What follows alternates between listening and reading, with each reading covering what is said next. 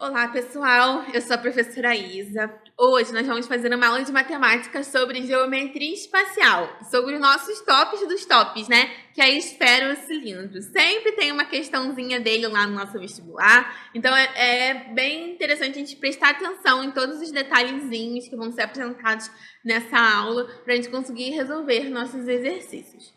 Bem, a esfera, por definição, ela é uma rotação de um semicírculo. O que é isso, Isa? Então, olha, reparem que aqui eu tenho esse semicírculo em vermelho. E aqui é o que a gente chama de eixo de rotação, essa linha branca aqui com uma setinha, né? Então, é a nossa eixo de rotação. Se eu pegar esse e girar, se eu fizer assim, girar ele, eu vou formar nossa esfera, né? Então, eu tenho um semicírculo girado. Então, eu vou formar uma esfera. Então, esse é um tipo que pode ser chamado de objeto de revolução, beleza?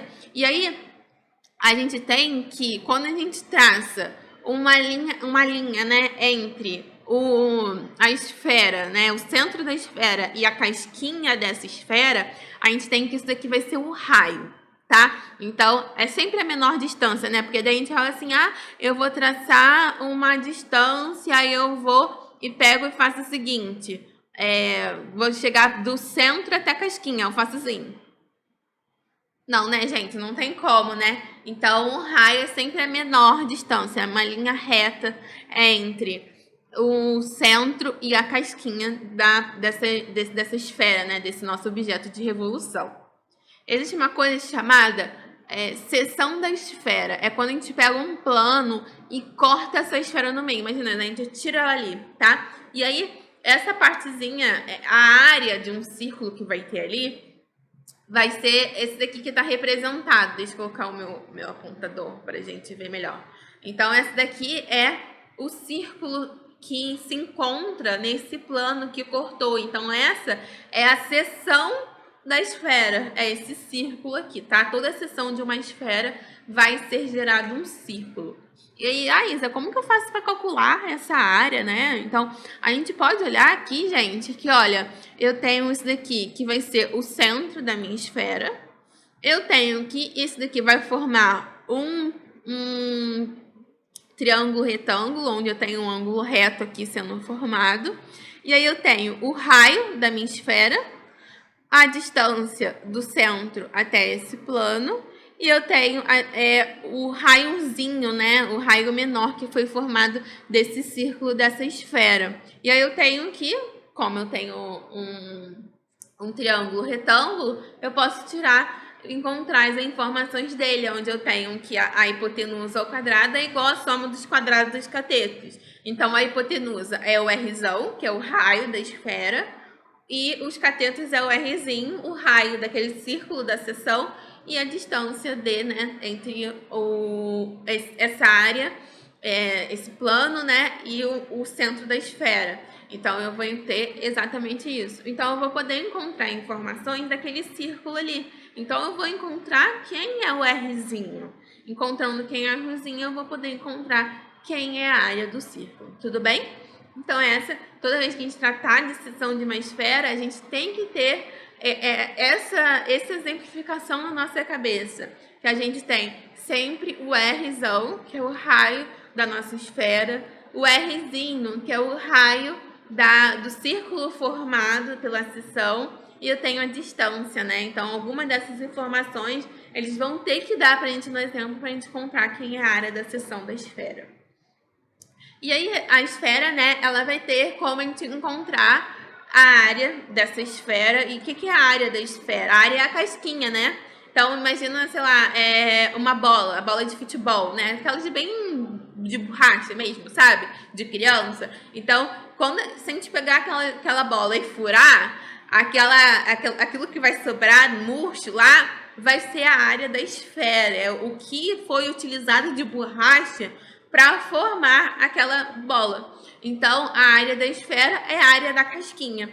Então, a área da casquinha ou a área da calota vai ser representada por a área é igual a 4π vezes r ao quadrado. Lembrando que r é o raio da esfera.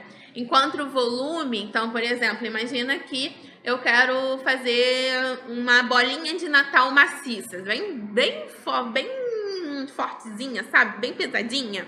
Então, eu vou lá e eu tenho que preencher tudo que tá ali dentro. Então, qual é o volume que eu vou ter que colocar dentro da bola?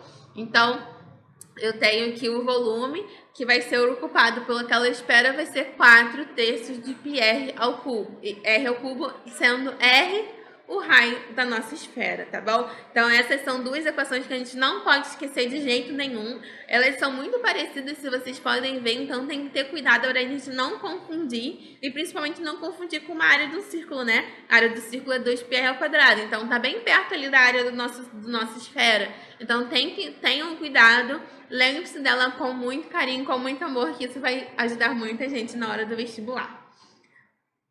Agora, a gente vai passar pelo cilindro. Então, o cilindro, ele é, assim, a base e o topo dele são dois círculos congruentes, ou seja, são dois círculos iguais. Eles podem ser representados por dois tipos diferentes, tá? Algumas pessoas veem ele também como um objeto de revolução, em que em vez de a gente girar um semicírculo, a gente gira um paralelepípedo, ou um quadrado, né? Ou um retângulo. Então, eu pego o meu retângulo e eu giro em torno de um eixo. Então, quando eu giro isso, eu vou formar, então, o cilindro, um objeto também de revolução, tá? E aí, são congruentes tanto a parte de cima quanto a parte de baixo, né? Então, são círculos iguais. E aí, eu tenho o seguinte, eu tenho alguns tipos de cilindros. Os principais deles são o cilindro reto, que é o seguinte, eu tenho que o meu círculo de cima e o círculo de baixo, eles estão exatamente alinhados, tá? Então, ele está exatamente um em cima do outro. O que que faz? Faz com que, se eu pegar o raio desse cilindro, desse círculo de cima ou de baixo, tanto faz, e eu pegar a lateral, que algumas pessoas chamam de geratriz, eles vão formar entre eles um ângulo de 90 graus. Então, por isso é um cilindro reto, né? É formado por ângulos retos entre as bases e as laterais. Enquanto eu tenho o cilindro que é chamado de cilindro oblíquo. O que é um cilindro oblíquo? Existe um ângulo formado entre os círculos e as laterais vão ser diferentes. Então, se vocês reparem aqui, eu tenho aqui um ângulo diferente de 90 graus. E aí, esse ângulo diferente de 90 graus é que faz com que esse cilindro seja oblíquo. Ele é meio tortinho, né? Ele vai caindo para o lado. Tudo bem? Então, esses são os dois tipos. Mas na nossa prova, geralmente cai o nosso círculo, o nosso cilindro reto, que ele é mais fácil de calcular, né? E o cilindro oblíquo, às vezes, tem algumas anuâncias, então, geralmente, ele não cai na nossa prova, tá bom? E aí, gente, o cilindro, ele também vai ter o que a gente chama de seção meridiana. O que que é isso? Ao invés de a gente cortar o cilindro em qualquer uma parte aleatória, a gente vai cortar exatamente ao centro. Então, eu vou ter duas partes divididas iguais, uma para cada lado. Então, essa parte aqui, ela vai ter exatamente igual essa daqui. Então, eu divido em dois círculos iguais, né? Dois semicírculos iguais, né? Aquele círculo. E aí, eu tenho que, como eu dividi exatamente ao meio, eu tenho que isso daqui, uma das laterais desse paralelepípedo,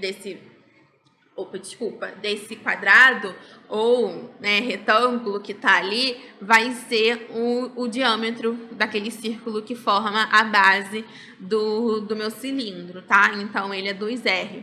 Então, melhor representado, imagina que eu retirei aquele quadrado, ou dependendo, né, se for quadrado ou for outro tipo de paralelograma, eu vou ter essa seção aqui. Então, eu tenho o 2R e tenho uma altura, tá? Então, eu posso calcular a área dessa seção meridiana através do 2R vezes H, né? Igual a gente calcula lá do nosso quadrado ou do nosso retângulo, onde a base vezes a altura vai formar a nossa área. Tudo bem? Então, essa é a seção meridiana. E existe um outro tipo de cilindro que a gente chama de cilindro equilátero, tá? E esse cilindro equilátero, ele vai ocorrer quando o diâmetro é igual à altura do cilindro, tá? Então, o diâmetro da base é igual à altura do cilindro. Isso vamos lá, eu tenho altura é igual a 2R, né? Altura igual ao diâmetro. E aí, quando aparecer isso na nossa questão, a gente já vai saber que a gente vai poder colocar que a altura e o diâmetro, ou 2R's, vão ser iguais, tá?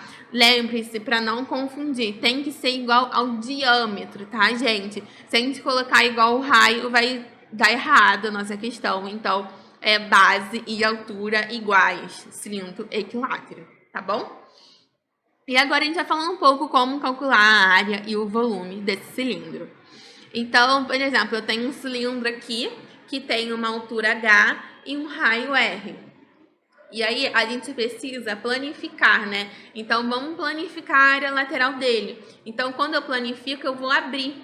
Então, é como se ele estivesse se desenrolando, tá? Imagina que a gente pega uma folha e enrola. Vai formar um cilindro. Se a gente abrir de novo, aquela folha vai virar de novo, né? Geralmente a nossa folha não é um quadrado, né? Não, geralmente ela é um tipo de retângulo, né? Então, ela vira de novo um retângulo, tudo bem? E aí, eu tenho isso daqui. Eu vou ter que essa área de cima é o que formou o meu círculo, né? Então, imagina aqui minha mão, ó. Eu tenho um círculo. Quando eu abro, tudo isso daqui é a lateral do meu círculo. Vocês concordam comigo? Então, qual é como que a gente calcula a circunferência de um círculo? Igual a 2πr. Então, ó, vamos lá de novo, gente, para quem não conseguiu visualizar pela minha mão. Olha, aqui, ó, gente, olha, isso daqui, ó, é a circunferência do meu círculo. E aí, imagina que eu dou um cortezinho aqui e abro, como se fosse uma linha. Então, eu abri e virou essa parte toda aqui, tá? Então, vai se virar a circunferência igual a 2πr. E aí, eu tenho a altura do cilindro, que vai se manter igual. Então, eu tenho que a área lateral do meu cilindro vai ser a circunferência multiplicado pela área, né? Base vezes altura, multiplicado pela altura. Então, eu tenho que 2π vezes o R sendo o R da base, né? Do raio da base, vezes a altura. Eu calculei, então, a área do meu cilindro. Já existe, só que às vezes, né? Dependendo, né? Por exemplo, eu falei para vocês do exemplo da folha.